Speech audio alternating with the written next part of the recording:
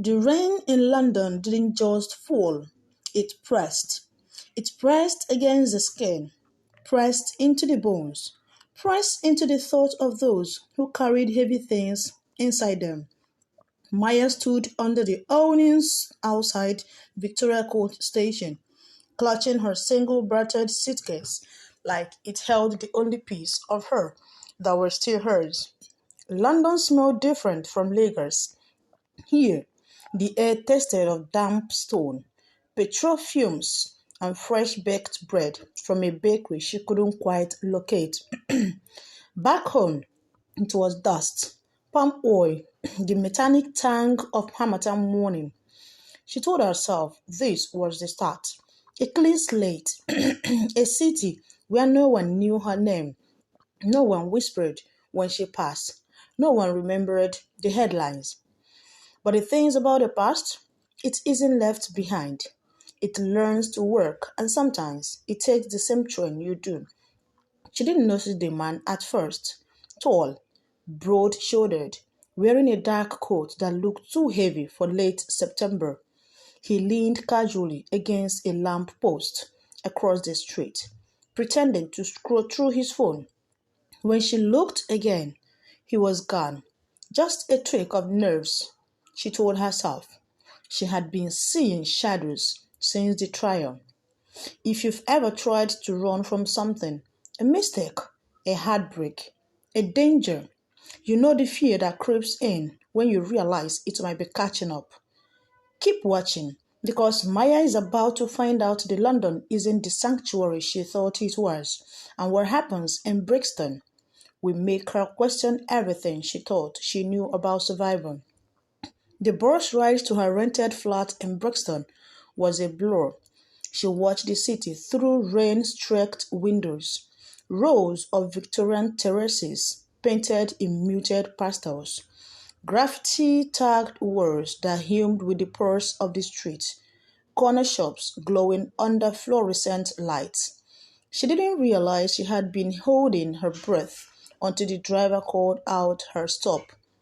The flat was small, one bedroom, peeling wallpaper, and the constant hum of the refrigerator like a restless insect in the night. But it was hers, no parent, no nosy neighbors, no cameras. She dropped her suitcase and exhaled for what felt like the first time in months. But then, a sound. From the hallway outside, a slow deliberate knock. 3 times. No, not hurried, not polite. The kind of knock that said, "I know you are in there." She froze.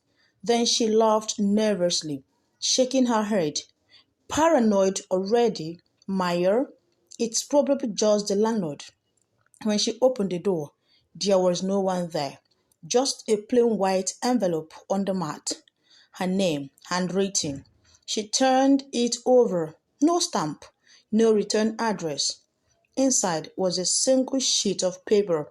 4 words. You can't outrun it. Her stomach dropped. Outside, somewhere down the street, a car door slammed. If you want, Maya didn't sleep that night. Not really. Every creak of the old floorboards, every groan of pipes made her eyes snap open. The envelope sat on her kitchen counter like an open wound she couldn't ignore. You can't outrun it. She told herself it could be a prank. Maybe one of the neighborhood kids thought it was funny to mess with the new tenant. But who knew her name? She hadn't even given it to anyone yet, except the letting agent and the landlord. By morning, her nerves were frayed thin. She decided she wasn't going to let a piece of paper scare her. London was supposed to be her fresh start. So she dressed, tied her braids into a bun, and stepped out into Brixton's Saturday morning market. The market was alive, a river of voices, colors, and smells that wrapped around her. Caribbean food stalls sent out clouds of jerk chicken smoke.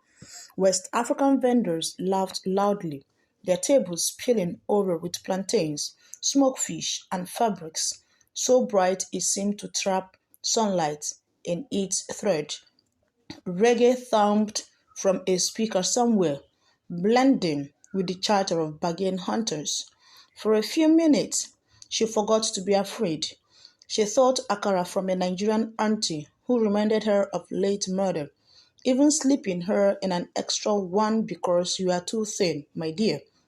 But then, between the aisles of fabric stores, she saw him again. The man from outside Victorian Station, tall, broad-shouldered, same dark coat. This time, he wasn't pretending to scroll through a phone. He was watching her, openly, steadily, without blinking. Her breath quickened. She tucked behind a race of dress, heart pounding in her ears. When she peeked out again, he was gone. She stayed in the market for another hour, forcing herself to walk slowly, pretending she belonged. But no matter where she turned, she felt the weight of eyes on her back. Back in her flat, she locked the door and leaned against it, forcing her heartbeat to slow. She made tea, sat on the sofa, and tried to focus on a job application on her laptop. That's when the second envelope slipped under her door. No knock this time, no footstep, just the sound of paper whispering against the floorboards. Her hand shook as she saw it. This one had no words, just a photograph. Her, from that morning, standing at the Akara store, smiling at the auntie. The picture had been taken from a distance, through the crowd. On the back, in the same neat handwriting, Brixton won't save you either. That night, she sat in the dark, with every light off, her phone in her hand, debating whether to call the police. But she knew what they do say. No proof of a crime, no suspect, just her paranoid. Somewhere outside, in the hush between passers' cars, a low whistle drifted up from the street, a tune she hadn't heard in years, a tune tied to the night back home that she had never ever talked about. By Saturday morning, the whistle from the night before was still lodged in Maya's mind like a splinter. Three descending notes, a purse, two shots, sharp ones. Back home in Lagos, that whistle had meant we're here. It was a signal, a warning, and in her old life, hearing it meant trouble was just around the corner.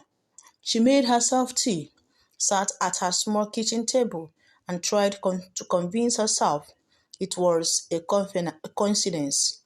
London was full of strange sounds. Maybe it's just some drunk making noise on their way home. But then came the knock. Not this long, deliberate one from 2 nights ago. This one was urgent, heavy, almost frantic. She opened the door to find an envelope, larger this time, thick and heavy, resting against her foot. Whoever had left it was already gone. Inside was a single letter, not typed, not printed, handwritten in the same neat script that had been haunting her. Maya, you think you've crossed an ocean and buried what you did, but the ground is shallow here. I know where you work will be. I know where you shop, and I know the truth about that night in Ajegunle. Meet me tomorrow, 8 p.m. Brixton Recreation Center. Come alone, or I will tell them everything. A friend. The word that night in Ajegunle made her stomach clench. She hadn't heard anyone say those words in years, and anyone who knew them, really knew them, was either dead, back in Lagos, or now in London. She didn't eat the rest of the day.